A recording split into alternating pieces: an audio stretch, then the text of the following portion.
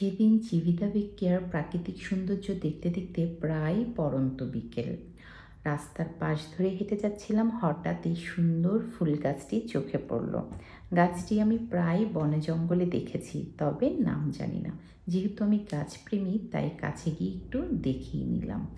আর এই যে টানেলগুলোতে এখন আমাদের গাড়িটা প্রবেশ করবে, এই ধরনের টানেল ইতালিতে ছোট বড় অসংখ্য টানেল আছে। বিশেষ করে ইতালির রোমের বাহিরের শহরগুলোতে গেলে এই টানেলগুলো দেখতে পাওয়া যায় অনেক বেশি। যেহেতু ইতালিটা পাহাড়ে ঘেরা, সো তাদের এক এলাকা থেকে আর এক এলাকায় যেতে গেলে কিন্তু এরকম ছোট বড় অসংখ্য টানেল পড়বে। তো এগুলো বড় বড় পাহাড় কেটে, ছোট বড় পাহাড় কেটেই কিন্তু তৈরি করা হয়। আর ইতালিতে হাইওয়ে রোডে কিন্তু অনেক স্পিডে গাড়ি চালাতে হয়, না হলে কিন্তু রিস্ক আছে। তো কথা বলতে বলতে হঠাৎই আকাশের দিকে তাকিয়ে দেখি গোধূলির আলো নেমে এসেছে।